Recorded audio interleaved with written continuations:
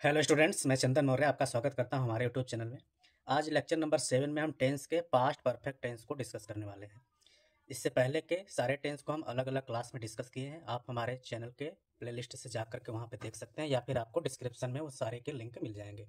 तो आइए स्टार्ट करते हैं। तो सबसे पहले पास्ट परफेक्ट टेंस की आइडेंटिफिकेशन की बात करेंगे। तो आइडेंटिफिकेशन मतलब कि पास्ट है जैसा कि आपको पता है, और परफेक्ट है। परफेक्ट में हमेशा ही क्या यूज होता है? चुका। तो इसका मतलब कि जो हमारा वाक्य होता है, वाक्य के अंत में क्या क्या आता है? चुका है, चुकी है और चुके हैं। इस तरीके का शब्द आपको देखने को मिलता है। तो अब इसके बाद आइडेंटिफिकेशन तो हो गया। अब बनाने के लिए हमें रूल की ज़रूरत पड़ेगी। जब तक हमें रूल नहीं पता होगा हम इसको सॉल्व नहीं कर सकते हैं या फिर ट्रांसलेट नहीं कर सकते हैं। तो आइए रूल पे चलते हैं। तो रूल पे हम चलेंगे। तो रूल इसमें क्या है? सबसे पहला रूल हम क्या ले रहे हैं? इसमें जो हमारा सब्जेक्ट होता है, अब सब्जेक्ट चाहे तो वह सिंगुलर हो या फिर हो वह प्लूरल, इसमें हमेशा ही दोनों के साथ क्या यूज किया जाता है? हैड का प्रयोग किया जाता है। वही रूल 2 की बात करेंगे तो इसमें वर्ब का हमेशा ही थर्ड फॉर्म प्रयोग किया जाता है। इतना चीज़ें आपको तो पता हो गई होगी।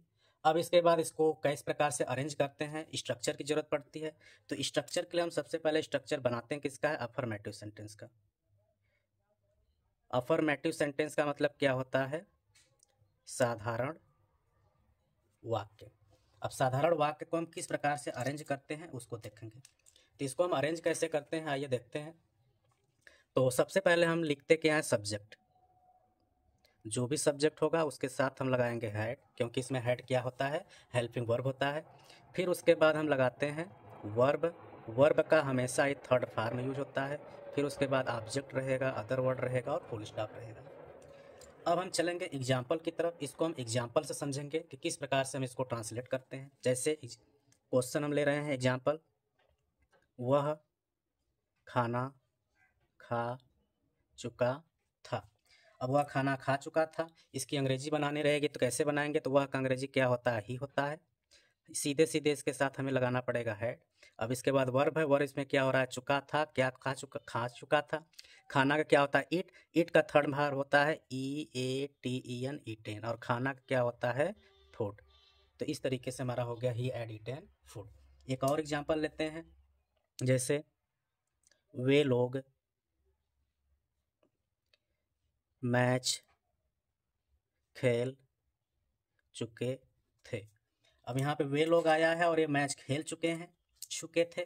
तो वे लोग का अंग्रेजी हमारा क्या होता है? दे होता है। और दे के साथ भी हमें यूज करना है हैड। अब इसके बाद वर्ब क्या? खेलना। खेलना का क्या होता है? प्ले होता है। और प्ले का हम क्या यूज करते हैं? थर्ड फॉर्म प्लेड हो जाएगा। और क्या खोल चुके हैं? मैच। तो मैच का हमारा मैच ही होता है। इसका मतलब हो गया दे हैड प्लेड मैच। एक और एग्जाम्पल लेता हूँ। जैसे मैं अपना पाठ याद कर चुका था। मैं अपना पाठ याद कर चुका था। इसका यदि बनाना रहेगा तब क्या करेंगे? तो मैं का अंग्रेजी क्या होता है? आई होता है। और आई के साथ हम यूज भी करेंगे हैड का। अब यहाँ तक तो हमारा हो गया। अब वर्ब पे चलेंगे। वर्ब इसमें क्या है? याद करना। याद करना का लर्न होता है। तो इसका हो जाता है लर्नड, LEARN T। अब आई, आई के साथ अपना पाठ लगा है तो आई के साथ अपना के लिए हम लगाते हैं माई। अब पाठ का लेसन, तो I had learn my lesson. इस तरीके से हमने अफर्मेटिव सेंटेंस के वाक्यों को देखा। तो आगे चलते हैं हम नेगेटिव सेंटेंस की तरफ। तो हम स्टार्ट करते हैं नेगेटिव सेंटेंस। नेगेटिव सेंटेंस के लिए पहले हम स्ट्रक्चर देख लेते हैं, क्या स्ट्रक्चर रहता है। स्ट्रक्चर में सारी चीज़ें वैसे रहती है, बस नेगेटिव के लिए नाट बढ़ जाता है। तो सबसे पहले हम क्या यूज करते हैं? सब्जेक्ट राइट करते हैं। सब्जेक्ट यदि कुछ भी हो वहाँ पे हैड यूज करने, चाहे सिंगुलर हो चाहे प्लूरल। और इसके साथ एक्स्ट्रा वर्ड आ जाता है नॉट। फिर उसके बाद वर्ब का आएगा थर्ड फॉर्म। फिर हमारा ऑब्जेक्ट होता है, अदर वर्ड रहता है, और लास्ट में क्या होता है? Full stop. एग्जाम्पल से समझते हैं। जैसे वह खाना नहीं पका चुकी थी। अब वह खाना नहीं पका चुकी थी, इसका कैसे बनेगा? तो इसका भी बनेगा आपका वैसे ही, नियम पे आपको बताया ही गया है। तो स्टार्ट करते हैं। जैसे वह खाना नहीं पका चुकी थी। अब यह क्या है? फीमेल है। फीमेल के लिए वह का अंग्रेजी क्या यूज होता है? सी। के साथ हम यूज करेंगे हैड। नहीं आया है तो क्या यूज करेंगे, नॉट करेंगे। अब उसके बाद वर्ब है पकाना, पकाना क्या होता है, कुक होता है। थर्ड फॉर्म यूज करना है कुकड, क्या नहीं पका चुकी है, खाना, खाना क्या होता है हमारा, फूड। तो सबसे पहले सब्जेक्ट हुआ, हेल्पिंग वर्ब हुआ, नहीं के लिए नॉट हुआ। ये हमारा क्या पकाना वर्ब था, कुकड हुआ, और खाना का फूड हुआ। ऐसे एक और एग्जांपल देखते हैं। जैसे हम लोग स्कूल में नहीं पहुंच चुके थे। हम लोग स्कूल में नहीं पहुंच चुके थे, इसका आप कैसे बनेगा, तो इसका भी हम बनाते हैं। जैसे हम लोग का अंग्रेजी क्या होता है, वी होता है। तो सबसे पहले हमको वी राइट करना पड़ेगा। हेल्पिंग वर्ब यूज क्या करेंगे, हैड करेंगे। नहीं आया है तो क्या लगाएंगे, नॉट लगाएंगे। अब उसके बाद वर्ब आया है, वर्ब यहाँ पे पहुँचना है, पहुँचना क्या होता है, रीच। थर्ड फॉर्म यूज करेंगे तो हो जाएगा रीच्ड। अब कहाँ नहीं पहुँच चुके थे, स्कूल में, तो इन द स्कूल। तो इस तरीके से हमारा हो गया we had not reached in the school. ऐसे ही एक और एग्जांपल लेते हैं। जैसे मैं गणित नहीं पढ़ा चुका था। अब मैं गणित नहीं पढ़ा चुका था, इसका कैसे बनेगा, तो इसका भी बनाते हैं। नियम आपका वैसे ही सेम टू सेम रहेगा, स्ट्रक्चर भी सेम रहेगा। तो इसको बनाते हैं। मैं का अंग्रेजी क्या होता है, आई होता है, तो आई हो गया। के साथ क्या यूज करेंगे, हैड करेंगे। नहीं आया है तो क्या यूज करेंगे, नॉट करेंगे। वर्ब क्या है, पढ़ाना, पढ़ाना क्या होता है, टीच। तो टीच का क्या होता है आपका अंग्रेजी, टॉट होता है, TAUGHT। अब फिर क्या नहीं पढ़ा चुका था, अंग्रेजी, सॉरी गणित, गणित का क्या होता है, मैथ्स। तो I had not taught maths. तो इस तरीके से हमने यहाँ पे देखा। आगे चलेंगे इंट्रोगेटिव सेंटेंस की तरफ। तो इंट्रोगेटिव फर्स्ट टाइप की तरफ आए हैं। फर्स्ट टाइप में क्या होता है आपको, जैसे पहले के वीडियो में बताया गया है कि फर्स्ट टाइप में आपका होता है क्वेश्चन वर्ड क्या रहता है, स्टार्टिंग इन द सेंटेंस। मतलब जो वाक्य होता है, वाक्य के प्रारंभ में ही क्वेश्चन वर्ड होता है। तो उसको बनाने के लिए सबसे हमें पहले स्ट्रक्चर की जरूरत पड़ती है। तो स्ट्रक्चर को आइए देखते हैं। तो सबसे पहले जब भी क्वेश्चन वर्ड से आपका स्टार्टिंग होता है तो उसमें इस क्वेश्चन वर्ड की अंग्रेजी नहीं लिखी जाती है। सबसे पहले हम हेल्पिंग वर्ब यूज करते हैं हैड का। फिर उसके बाद हमारा आता है सब्जेक्ट आ जाता है। फिर आएगा वर्ब, उसका यूज करेंगे थर्ड फॉर्म। फिर उसके बाद ऑब्जेक्ट रहेगा, अदर वर्ड रहेगा, और लास्ट में इसमें क्वेश्चन मार्क का होना जरूरी है। एग्जाम्पल से समझते हैं। जैसे क्या तुम लोग पानी पी चुके थे। अब पूछा जा रहा है क्वेश्चन कि क्या तुम लोग पानी पी चुके थे। तो क्या है, तो क्या का बहुत से बच्चे अंग्रेजी लिख देते हैं, जो कि गलत है। क्या का हमें अंग्रेजी नहीं लिखना है। सबसे पहले हेल्पिंग वर्ब यूज करेंगे हैड का। फिर उसके बाद आएंगे सब्जेक्ट, तुम लोग है, तुम लोग का अंग्रेजी क्या होता है, यू होता है। अब उसके बाद चलेंगे वर्ब पे। वर्ब क्या है, पीना, पीना क्या होता है, ड्रिंक होता है। और ड्रिंक का थर्ड फॉर्म होता है ड्रिंक, ड्रैंक, ड्रंक। तो ये हो जाता है हमारा ड्रंक। अब क्या नहीं पी चुके हैं, पानी, तो पानी का क्या होता है, वाटर होता है। और लास्ट में हम क्या ये लगाएंगे, क्वेश्चन मार्क लगाएंगे। तो इस तरीके से हमारा इसका एग्जाम्पल हुआ। एक और एग्जाम्पल इसका देखते हैं। जैसे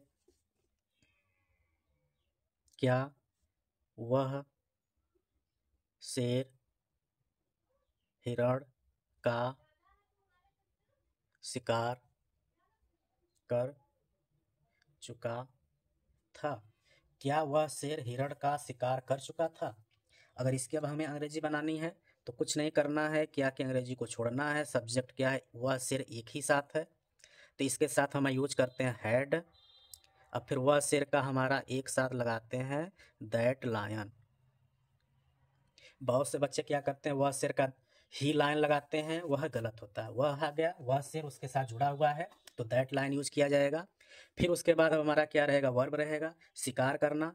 शिकार करना क्या होता है, हंट होता है। और हंट का हमारा थर्ड फॉर्म क्या हो जाएगा, हंटेड। अब किसका शिकार कर चुका है, हिरण का, तो का हो जाता है आप, और हिरण का हो गया डियर, और लास्ट में क्वेश्चन मार्क। तो इस तरीके से हमने इंट्रोगेटिव के फर्स्ट टाइप को देखा। जब क्वेश्चन वर्ड हमारा स्टार्टिंग में रहता है तो उसकी अंग्रेजी नहीं लगाते हैं, और बाकी हमने इस रूल को देखा। आगे चलते हैं सेकंड टाइप की तरफ।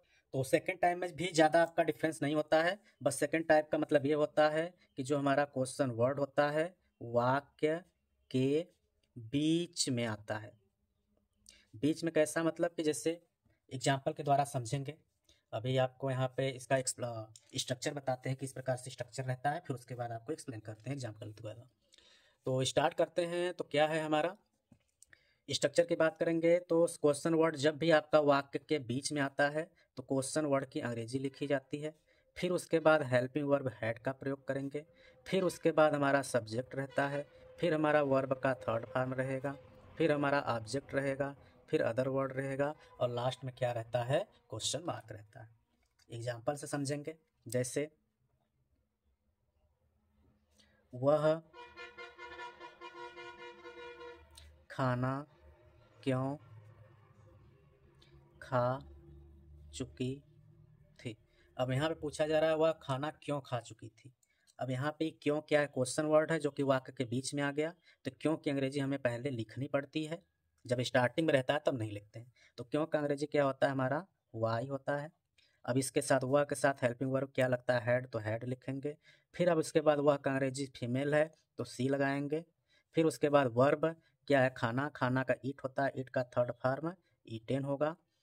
क्या खा चुकी थी खाना, तो ए फूड, क्वेश्चन मार्क। तो why had she eaten food. इस तरीके से हमारा एक वाक्य हुआ। ऐसे एक और एग्जांपल देखते हैं। जैसे वे लोग लकड़ी कैसे काट चुके थे। अब यहाँ क्वेश्चन पूछा जा रहा है कि वे लोग लकड़ी कैसे काट चुके थे। कैसे का क्या होता है, हाउ, तो हाउ को पहले लगाते हैं। फिर उसके बाद यूज होता है हैड। फिर उसके बाद सब्जेक्ट क्या है, वे लोग का अंग्रेजी होता है दे। इसके बाद हम क्या लिखेंगे, वर्ब, वर्ब क्या है, काटना, काटना का थर्ड फॉर्म कट का कट ही होता है। लकड़ी का वुड, WOOD, और लास्ट में क्वेश्चन मार्क। तो how had they cut would. तो इस तरीके से हमने पास्ट परफेक्ट के और टेंसेज को देखा, सारे टाइप्स के एग्जाम्पल को। अभी इसमें एक और टाइप्स का क्वेश्चन बचता है कुछ इस तरीके का। जैसे आपका वाक्य देता है, इससे उसमें पहले या बाद में आता है वाक्य। जैसे एग्जाम्पल है, मेरे आने से पहले वह सो गया, या ट्रेन आने के बाद मैं गया। इस प्रकार का वाक्य हम नेक्स्ट वीडियो में लाएंगे, जो कि काफ़ी इम्पॉर्टेंट रहने वाला है। इसमें आपको दो वाक्य रहता है। अब दो में से किसको पहले बनाया जाता है उसको जानने के लिए आप हमारे चैनल के साथ बने रहिएगा। चैनल पर यदि नए हैं तो आप चैनल को सब्सक्राइब कर लीजिएगा, जिससे कि मैं इस वीडियो को अपलोड करूं तो आपके पास नोटिफिकेशन पहुंचे, आप उसको देख पाएँ, समझ पाएँ कि किस प्रकार से हम ट्रांसलेट को करते हैं। आगे अन्य प्रकार के भी वीडियो के लिए आप हमारे चैनल के साथ जुड़े रह सकते हैं, जिससे कि आपको यहाँ पे एजुकेशनल से रिलेटेड अलग अलग प्रकार की जानकारियाँ मिलती रहेंगी। मिलते हैं अगले वीडियो में। नमस्कार।